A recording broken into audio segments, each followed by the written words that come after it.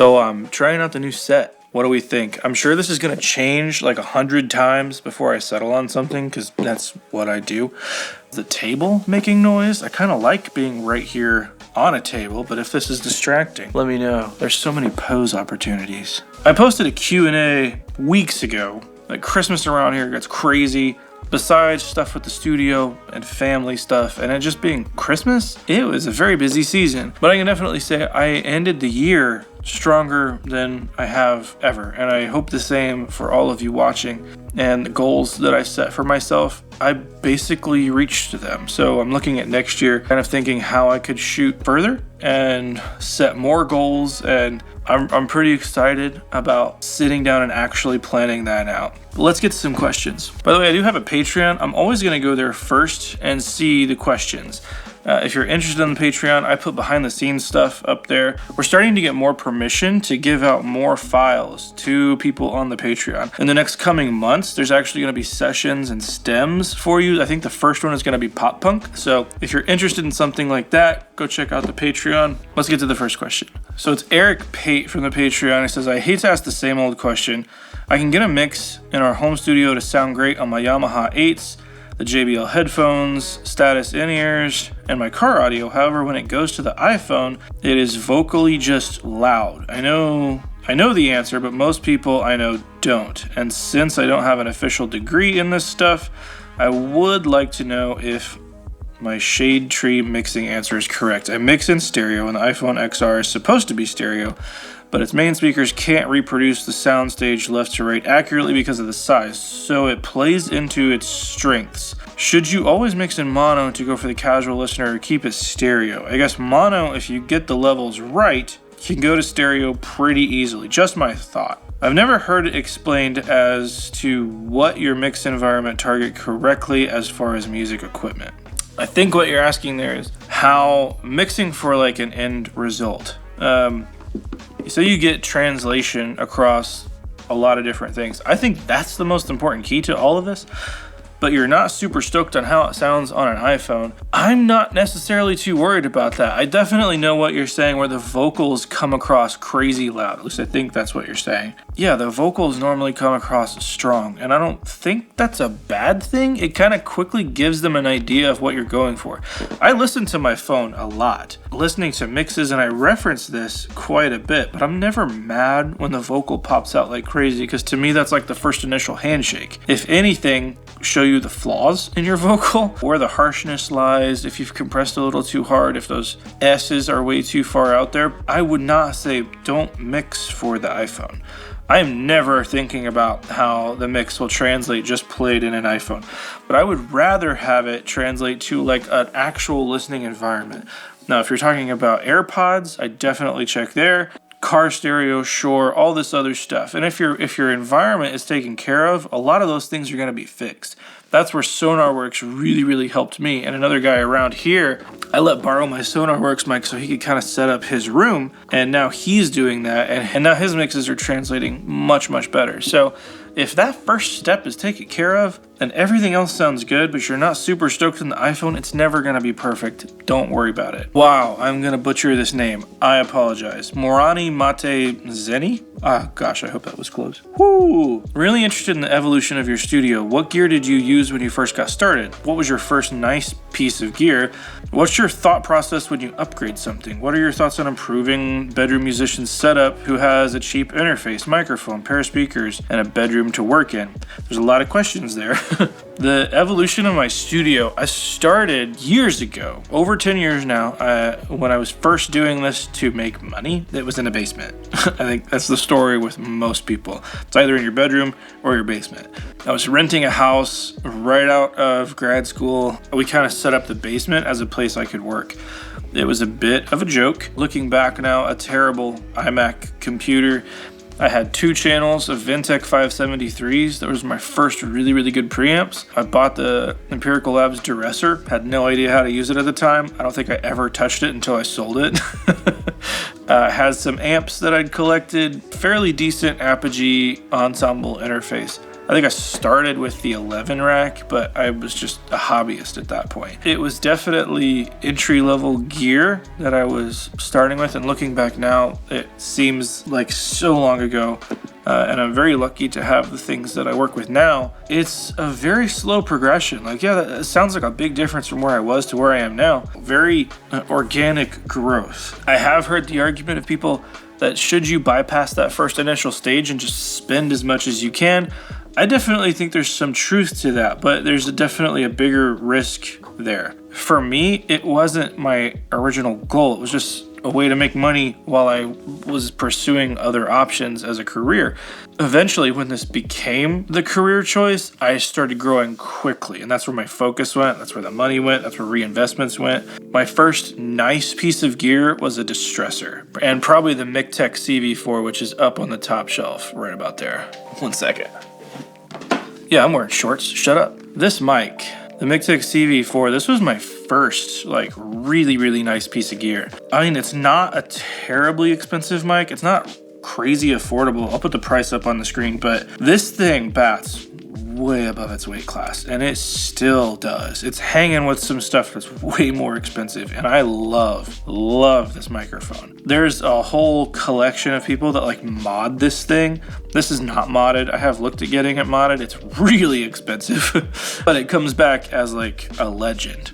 This and my distressor were like my first real investments, and I think if you're gonna invest in anything as a small studio, getting that vocal chain right is huge. I didn't know exactly what I was doing, but I knew the 573 into a distressor with a decent mic out front was my best bet at not sounding like a basement studio. You can do a whole lot with that right there. A decent preamp, a decent mic, and a killer compressor. I mean, the distressors, it doesn't do 100 things the best, but it can do the LA2A thing. It can do the 1176 thing. It can do a whole lot of different things. And as far as a small bedroom studio, if I was gonna have anything that could teach me how to compress, it would be that. And it's super forgiving. I think when I first got it, I was doing like the thing people tell you to do, not to compress over like 3 to 4 dB. But that box, the distressor, opens up. Ask anybody who has one. That box opens up when you slam it. I'm talking like -17, -20.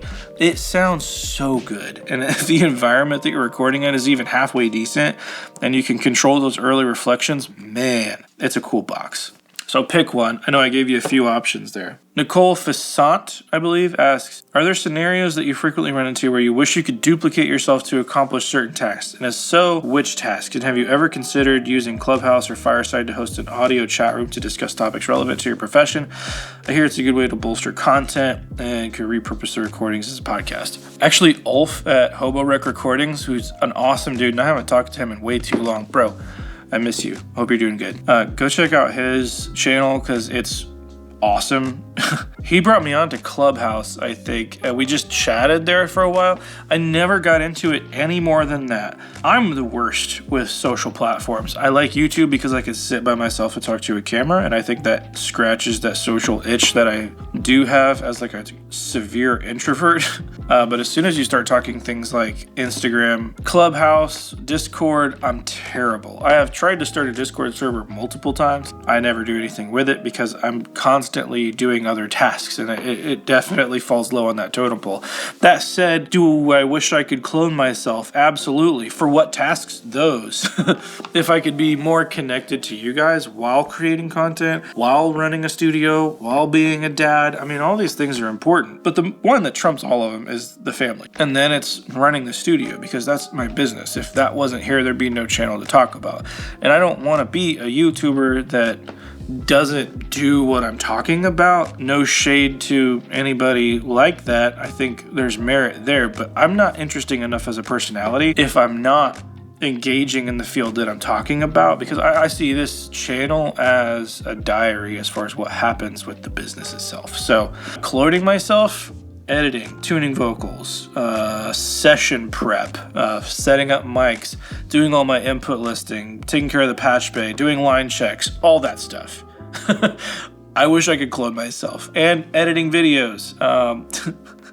Yeah, I could do a lot with a clone. I could put him to work. Trust me. Next Kind asks, who are your biggest influences producing, mixing, and at what point in your career do you feel like you mastered your craft? Lastly, what do you feel like you can currently improve upon? I don't feel like I've mastered anything. That's in the name, recording studio loser. I recognize that I do this professionally. I don't subscribe to the fact that I've mastered anything.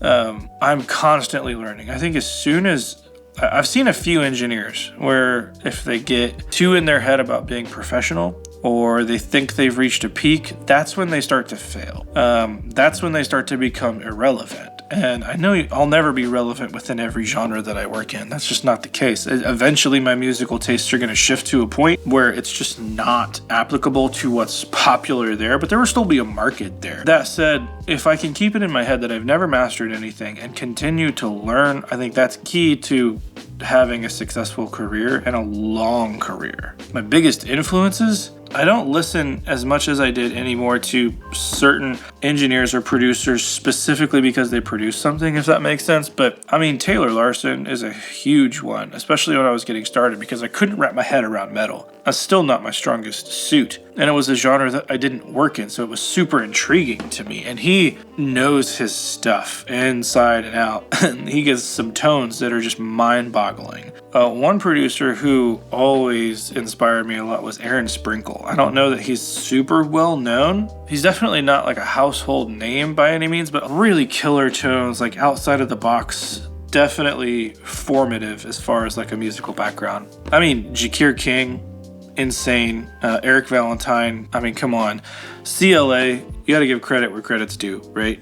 This is a whole conversation for another video, but DJ Stuck says, what's your favorite effects unit for mixing, or are you mostly using plugins for your effects? I do use plugins for my effects. That's one thing I don't have is like an outboard delay or reverb. It's one thing I've thought about a lot as far as picking something like that up, an outboard reverb that's just something special that I can't do somewhere else. I just haven't researched it enough to know what that would be. But as far as effects units go, I definitely have my favorites in the box. Anything Valhalla reverbs are great. Room, Replica, there's a lot of good choices in the box. Hard to find something that sounds bad. Definitely the delay I always go to just because I know it inside and out is Replica XT. I think Native Instruments makes it. Or H-Delay is fantastic. Honestly, the stock stuff in Pro Tools sounds really, really good. The air reverb is surprisingly useful. I think stock reverbs in just about anything are downright usable. If you want an interesting flavor, that's when you would look somewhere else, but that is something I'm always looking at. Like I feel like I'm lacking some kind of mojo in the reverb department, so might pick something up soon. C. Cody Flick asks, what are some essential items for a recording studio that are you get what you pay for, i.e. cheap will be cheap and more expensive will be better quality? For a recording studio, I think the consumables like mic stands, mic cables, guitar cables. It's not a glamorous answer, but hear me out. If you're actually a recording studio and you're actually using these things every day, even a nice stand, like a mid-tier stand, will break down super quick. A cheap stand doesn't stand a chance. It's not going to last long at all. I have thrown away so many things, and mostly it's because I just have this collection of stuff amassed over a long period of time. But when I have broken down and spent more than I'd like to for a music stand or for a mic stand, they really stand up to the test of time. And when you're talking about the stuff that makes you money, like your microphones, they should be on something sturdy that you really trust. Right now, I'm loving the Hercules stuff. I plan on switching a lot of what I have over to Hercules, and especially like the smaller stands that I need. And all of my music stands are going to be Hercules. They're great. As far as a mic cable, I've made my own up to this point, but I don't think I want to remake everything. And I have enough of my old ones starting to go bad. I'm going to have to start looking at what to get. So if there's any recommendations as far as XLRs go, let me know. Or should I make a bunch? Last one, BB Music. Are you using analog summing box at the moment? If so, why? Or why not? Thanks. I'm not using analog summing. I'm not wholly convinced that it matters all that much. I know that'll ignite an argument. That said, I haven't used it a ton. I used to sum through consoles when I had access to other studios. I tried one summing box out, but it wasn't in my room. So there were a whole lot of other variables going on there. I did like that mix and I like that experience. It seems like one of the main things that people like about a summing box or external summing is that you don't have to worry so much about gain staging because it'll just take care of itself. There's a point there, but you kind of get that same thing if you're using decent converters that you can hit. I don't have to worry so much about levels because of my burls. I know that's a much more expensive route to get to rather than a summing box. But the thing with my burls, I'm pointing at them right off screen here, is that I can also track through them. I can use them as my DA to get in and out of Pro Tools when I want to put a hardware insert on something. I'm not one to say like everybody needs burls. That is not the case at all. I'm definitely of the camp that basically all converters are great. They just serve different purposes in different contexts. What I will say about my burls is that it definitely feels like a cheat button with the lows and the low mids of anything I put through them. If I have tracked, mixed, and mastered something, obviously mixes are subjective, and I always have a lot to learn to get better, but it feels easy to get that stuff locked down. Like there's not a whole lot of work you have to do. It's just there right out of the gate. How does that relate to a summing box? I don't know. I'd give it a try. My only bummer with a summing box is having to set that up, being limited to a certain amount of inputs or outputs. And then on top of that, the cost of having all of the DA that goes along with that. Just never a road that I went down. If anybody has, let me know what I'm missing here. Well guys, that's all the questions we have for this time around. This is definitely going to be the last video of the year. Thank you all for an awesome year. The channel's grown a lot this year. I mean, there's a lot of other channels that I look up to and wish I could kind of do what they're doing. But on the other hand, I've never expected what this is to even be close to where it is now, like almost to 26,000 subscribers. It blows my mind when I think about it. And those of you guys who have been around since like day one, when no one was watching the videos, I remember your icons.